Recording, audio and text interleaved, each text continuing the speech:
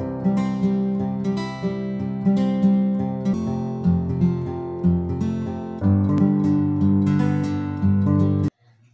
guys, how are you doing?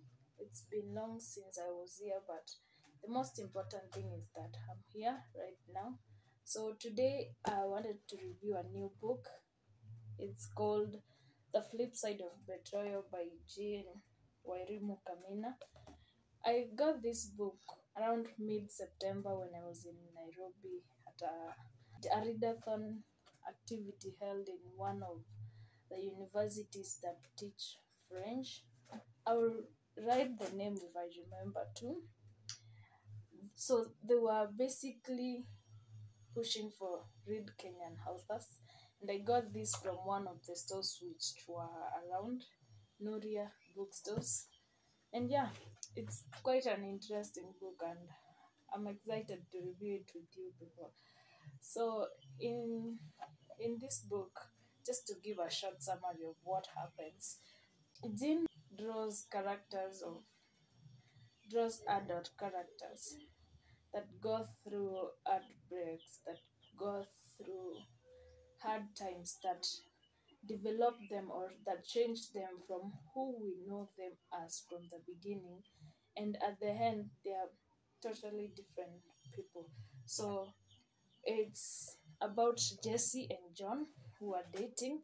They met in Cambodia where John was going for a business meeting while Jesse was going for a vacation. She's an established businesswoman. And yeah, so they met there and they grew in love, and so they eventually decide to marry after a series of dating. So one day they meet Malkia in town. That is before they can have their official wedding ceremony. And Maria is Jesse's elder sister, whom feels that Jessie was more favored than she was when they were growing up. And so she's here to do a revenge against Jessie. So what she does is seduce John to be sleeping with her even after their wedding, which is so unfortunate.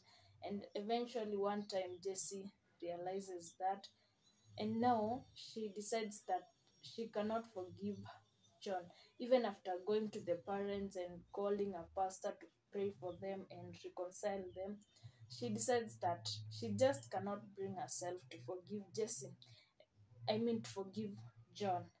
And so she begins a revenge process and plots how to kill John through a plotted accident. And this she plans with Tom, who is a wanted criminal. So after John dies, after some time, the court realizes that Jessie is guilty and she is sentenced to a life sentence. But after some times, Jessie gets saved, accepts Christianity, and when officers knows that she's she's more changed through the presidency, they release her or they free her. And now when she's going home, she's kidnapped by some of John's relatives, but she manages to escape and goes to Machakos County. Not county, I mean, in the book it's not really like it's a county by then.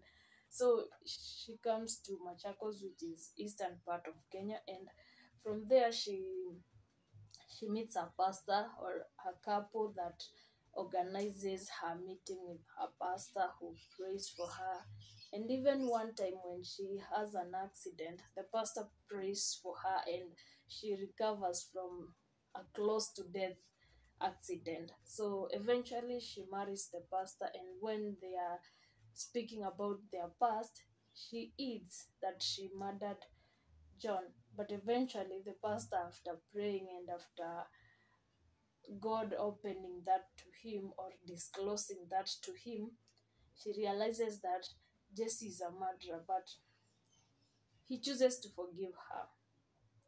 He chooses to forgive her, and now that's how the book ends actually, after he has forgiven her because Jesus forgave people and died for them on the cross. You know that Christianity story of Jesus, God, and forgiveness. So what I liked about this book is how Jesse grows from a person who was so innocent and who was so loving and who would trust easily to a more ignorant person. Like, she's so heartbroken to some point that she cannot forgive who she thought was her husband. Like, they spend a very long time trying to figure out how they can work things out with John, which does not end up well. So she changes from that good person that we know to another heartbroken soul who is carrying a lot of mental issues after being cheated on, after being betrayed by two people whom she really loved, that is her husband and her elder sister. And from there, then she changes to this staunch Christian who knows everything about the Bible and is so determined to do what the Bible advises people to do. However, one thing that I don't like about the book, or I would have done differently if I was, is giving the spirituality side more emphasis, on more opportunity to change the events in the story, to change the plot of the story, made the author lose another part where fate would have given us more reasons to enjoy reading this book. For instance, let's say for example, when Jessie is kidnapped by John's relative, we assume that God helped her to escape that. But what about, we could have seen Jesse having a conversation with those kidnappers and maybe eventually escaping?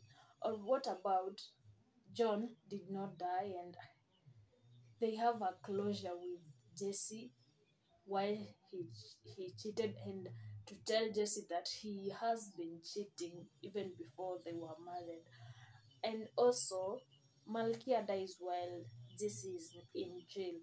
What about, we could have a conversation between Malkia and Jesse to just tell us more about why siblings would have these wars that lead to mental issues, and it could help even the readers to start understanding that there are sibling conflicts and they can be solved. And another thing is that introducing or giving more emphasis to Christianity limits how fate would have given the line of the story, or how fate would have directed that story. Like, we could have had more closures and more stories coming up, and help even people think critically how the normal life is. Yeah, that's what I was actually thinking about. But anyhow, it's a good book, and the flip side of betrayal, like, is there a solution to betrayal? Like, that's basically the question of the heading of this book. Is there any solution to betrayal? Like, can people forgive betrayal, especially if it comes from people you love?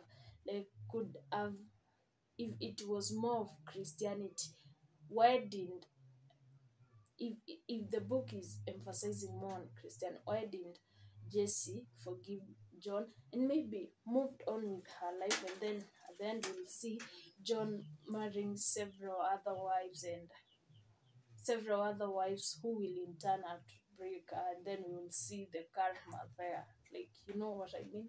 Like, I feel like it would have had more entertaining and educating purpose. Not like I'm against Christianity. I support Christianity and I'm 100% Christian. But then I feel like emphasizing it more, or putting it more in this case, it limited how we enjoyed creativity and how we enjoyed things that we could have actually learned from this story, by you allowing fate to dictate how things would turn up for every character in the story. So that's what I think about the book. Why don't you let me know what you think about it in the comment section? Thank you and God